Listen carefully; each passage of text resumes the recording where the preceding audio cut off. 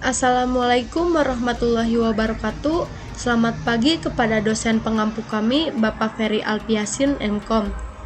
Puji syukur kita panjatkan kepada Tuhan Yang Maha Esa karena hari ini kami dari kelompok 1 berkesempatan untuk mempresentasikan laporan proyek sistem informasi kami yang berjudul Sistem Informasi Bisnis Intelijen dalam analisis minat baca siswa pada perpustakaan sekolah.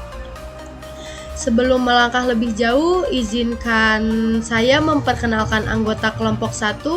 Ada saya sendiri, Ratih Putri Handayani dengan NIM 251110028 dan teman-teman saya. Saya Twisani Mardiani dengan NIM 251110057. Saya Lira Fitriah dengan NIM 251110095. Saya Nadia Fadila dengan NIM 251110119. Saya Hasan Binta dengan 251110094. Saya Tania Prasana dengan NIM 251110126. Teman-teman sekalian, perpustakaan sekolah, khususnya pada objek penelitian kami di Seman 1 Katapang, merupakan pusat sirkulasi ilmu. Namun, ribuan data transaksi harian seperti peminjaman dan kunjungan siswa seringkali menguap begitu saja, menjadi tumpukan arsip tanpa makna. Disinilah teknologi bisnis intelijen atau BI hadir sebagai jembatan untuk mengubah tumpukan data tersebut menjadi dashboard visual interaktif. Informasi ini krusial agar manajemen sekolah dapat mengambil keputusan strategis berbasis data, bukan sekedar intuisi. Untuk memaparkan permasalahan mendasar dan batasan dari proyek ini, materi akan dilanjutkan oleh teman saya, Dwi Sani. Kepada Dwi Sani dipersilahkan. Baik, terima kasih Ratih. Teman-teman semua, dari hasil observasi yang telah kami lakukan, kami menemukan 5 permasalahan utama.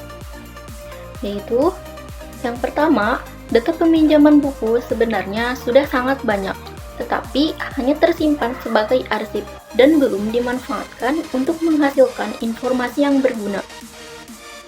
Yang kedua, proses pengambilan keputusan masih cukup lama. Misalnya, ketika kepala sekolah ingin mengetahui buku yang paling sering dipinjam, petugas masih harus merekap data secara manual menggunakan spreadsheet, sehingga membutuhkan waktu yang cukup lama. Yang ketiga, sekolah masih kesulitan memantau minat baca siswa, seperti mengetahui genre apa yang paling diminati oleh setiap kelas atau angkatan. Keempat, laporan yang tersedia masih berupa tabel berisi angka-angka, sehingga informasi penting menjadi kurang mudah difahami karena belum disajikan dalam bentuk visual. Dan yang terakhir, pengelolaan inventaris juga belum optimal. Sekolah belum memiliki cara yang cepat untuk mengetahui buku-buku yang jarang atau bahkan tidak pernah dipinjam dalam jangka waktu tertentu. Berdasarkan permasalahan tersebut, kami membatasi ruang lingkup proyek ini.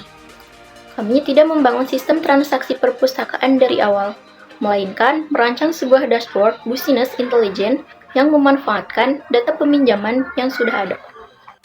Tujuan dari dashboard ini adalah menyajikan visualisasi minat baca siswa secara dinamis sehingga dapat membantu pihak sekolah mengambil keputusan dengan lebih cepat dan berdasarkan data. Selanjutnya, untuk menjelaskan metodologi pengembangan sistem dan kebutuhan teknisnya, saya persilahkan kepada rekan saya, yaitu Syam Binta. Terima kasih kepada Dewi atas pemaparan masalahnya. Untuk menjawab permasalahan tersebut, kami memutuskan menggunakan metode waterfall.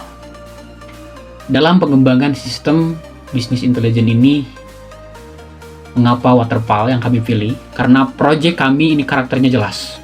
Kebutuhannya sudah fix di awal dan datanya berasal dari data sekunder SMA Negeri 1 Katapang. Dengan waterfall, setiap tahapan harus selesai 100% dulu baru lanjut. Ini meminimalisir revisi besar di tengah jalan dan membuat dokumentasi kami jauh lebih rapi dan bisa dipertanggungjawabkan ke pihak sekolah. Dan adapun tahapan waterfall yang kami lalui ada 7. Pertama, identifikasi masalah. Yang kedua, studi literatur. Yang ketiga, analisis kebutuhan. Yang keempat, desain. Yang kelima, implementasi. 6, pengujian. Dan yang ketujuh, pemeliharaan. Terkait pembagian kerja, kami menerapkan prinsip SDLC. Jadi, setiap orang memegang satu fase utama. Misalkan Ratih di planning untuk kontrol timeline, Dwi di recruitment untuk gali kebutuhan, saya dan Lira di bagian analisis untuk menerjemahkan kebutuhan jadi desain sistem, dan Nadia dan Tania di bagian desain untuk buat UI atau UX user friendly. Lanjut ke poin inti, kebutuhan sistem kami petakan jadi 2 agar tidak tumpang tindih. Pertama, kebutuhan fungsional. Ini adalah apa yang harus bisa dilakukan. Pertama, sistem manajemen akses. Sistem wajib punya validasi login berdasarkan role, yaitu admin dan siswa. Ini untuk keamanan data. Yang kedua, data engagement. Karena data kita dari arsip, karena dari kita, sistem harus bisa impor masuk kepada file. Agar tidak input manual satu persatu. Yang ketiga ada data cleansing. Data mentah pasti kotor. Sistem kami wajib bisa mendeteksi data kosong, duplikat, dan menyeragamkan format tanggal. Ini kunci agar dashboard BI tidak salah baca. Keempat, visualisasi BI. Output utamanya adalah 3 dashboard. Pertama, line card untuk memelihara tren minat baca per bulan. Bar card untuk 10 buku terfavorit. Dan V-card untuk memetakan minat baca berdasarkan kelas dan jurusan. Adapun kedua, kebutuhan non-fungsional ini adalah standar kualitas sistemnya. Pertama, performa. Kami targetkan load time dashboard maksimal 5 detik. Karena kalau lambat dari 5 detik, dashboard tidak akan dipakai. Kedua, usability. Sistem 100% berbasis web responsif. Tujuannya agar kepala sekolah bisa cek dari laptop dan pustakawan bisa cek dari handphone. Yang ketiga, skalabilitas arsitektur. Database kami siapkan untuk menampung minimal 50 baris data transaksi dalam 3 tahun ke depan.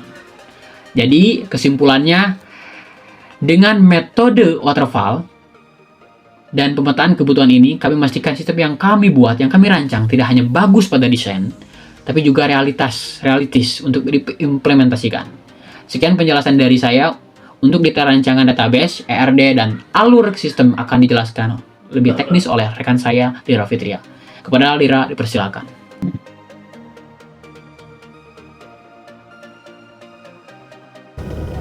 Baik, saya ucapkan terima kasih kepada Saudara Sam yang sudah memaparkan materinya. Dilanjut dengan saya, Lira Fitria, yang akan menjelaskan mengenai tentang diagram alur atau flowchart dan juga ERD atau Entity Relationship Diagram. Flowchart pada sistem ini untuk memetakan proses kerja atau operasional yang berinteraksi di dalam pengguna dalam sistem.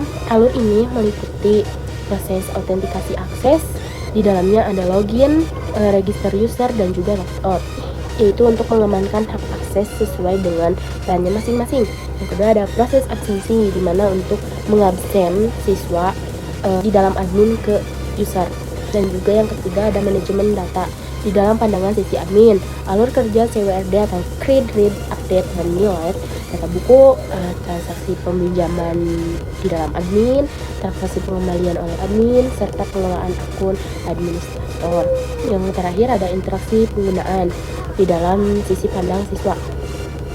Alur bagi siswa untuk meminjam atau memesan ataupun bisa dibilang sebagai membooking buku mandiri untuk memberikan ulasan ataupun reviews terhadap buku yang telah mereka baca. Ada Entity Relationship Diagram atau bisa disebut dengan ERD. Di dalam sistem ini, arsitektur basis data mempunyai 5 struktur entitas utama. Yang pertama ada user, yaitu untuk menyimpan data identitas admin dan juga siswa seperti nama, email, password, role, kelas, serta jurusan.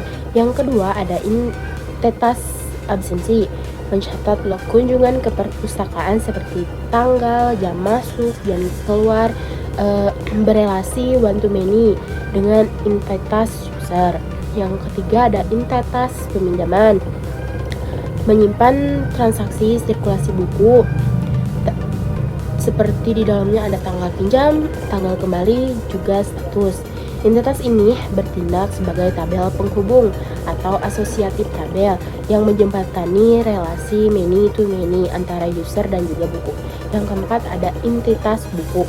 Di dalamnya menyimpan katalog koleksi perpustakaan seperti judul, penulis buku, stok koper buku, berelasi one to many dengan entitas peminjaman. Dan yang terakhir, yang kelima, ada entitas notifikasi, digunakan secara mandiri oleh administrator untuk menyebarkan pengumuman atau informasi kepada seluruh pengguna di dalam sistem. Demikian yang dapat saya sampaikan. Dilanjut mengenai tentang pembahasan UI atau UX, atau bisa disebut dengan demo aplikasi yang akan dibahas oleh Nadia. Kepada Nadia saya persilakan.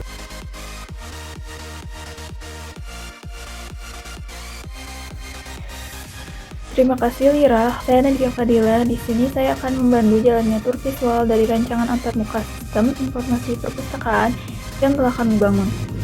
Kami membagi perancangan ini menjadi 2 tahap, yaitu low fidelity berupa wireframe tata letak kasar dan high fidelity yang sudah memiliki elemen visual lengkap. Mari kita bedah beberapa halaman krusial. Halaman login dan register. Kami menggunakan desain split screen modern. Di sisi kiri adalah form input bersih dengan keamanan validasi, dan di sisi kanan adalah ruang grafis estetis yang disiapkan untuk penempatan ilustrasi, literasi, atau logo. Kedua, ada dashboard admin. Ini adalah pusat kendali. Di sebelah kiri terdapat sidebar navigasi dengan kategori fungsional yang jelas. Di area utama, kami menempatkan 6 summary cards interaktif yang langsung menampilkan statistik real time seperti total buku, anggota aktif, sirkulasi peminjaman, dan sanksi. Halaman absen QR Code. Halaman ini dirancang untuk kemudahan operasional. Admin cukup memproyeksikan layar QR Code dan siswa dapat melakukan pemindahan mandiri pada website. Halaman ulasan buku dan bukti booking. Pada sisi user, ketika mereka memilih buku, sistem akan menampilkan visual cover, sinopsis, rating bintang, serta tabel ketersediaan stok. Jika mereka mengklik pinjam sekarang, sistem akan menerbitkan resi konfirmasi digital lengkap dengan bukti transaksi untuk ditunjukkan ke petugas. Seluruh halaman ini dirancang konsisten menggunakan desain sistem yang responsif untuk memaparkan sisi estimasi biaya, timeline kerja, serta bagaimana kami mengelola risiko proyek ini. Saya serahkan kepada rekan saya, Tania Nurhasanah. Silakan, Tania.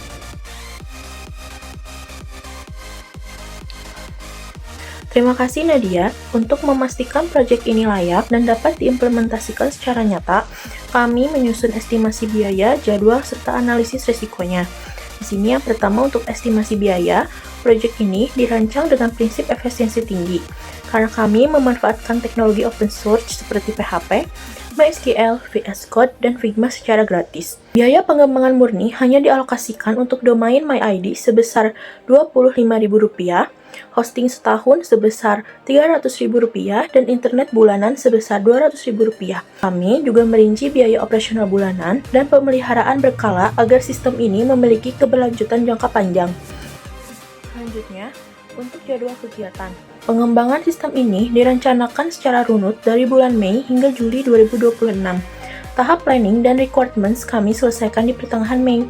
Dilanjutkan perancangan sistem di bulan Juni hingga fase implementasi, coding, testing, dan development diselesaikan pada Juli 2026. Dan yang terakhir, untuk manajemen risiko, kami mengidentifikasi beberapa risiko teknis.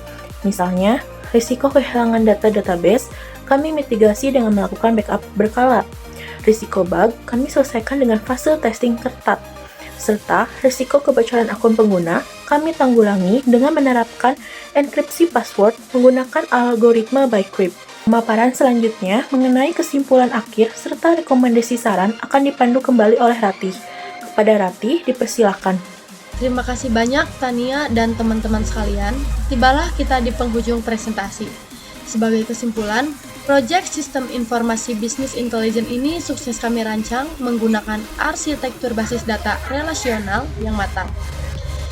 Implementasi konsep visualisasi dashboard interaktif menggunakan PHP Library Chart.js terbukti mampu menjawab kebutuhan kritis MAN 1 Katapang untuk mengubah data mentah sirkulasi buku menjadi informasi penentu kebijakan strategis dalam menganalisis minat baca siswa. Adapun beberapa saran yang kami rumuskan untuk pengembangan ke depannya. Yang pertama, bagi pengembang selanjutnya, meningkatkan integrasi data agar tidak lagi import manual, melainkan otomatis sinkron via API database utama perpustakaan. Yang kedua, bagi fakultas, diharapkan dapat memfasilitasi server uji coba atau sandbox agar penguji fungsional seperti scan QR, kode absensi lewat device asli, siswa bisa simulasikan secara optimal di masa depan. Kami menyadari bahwa rancangan sistem ini masih jauh dari kata sempurna. Oleh karena itu, kami sangat mengharapkan masukan, kritik, dan saran yang membangun dari Bapak Ferry Alpiasin MKOM selaku dosen pengampu kami. Sekian presentasi dari kelompok 1. Terima kasih banyak atas perhatiannya. Wassalamualaikum warahmatullahi wabarakatuh.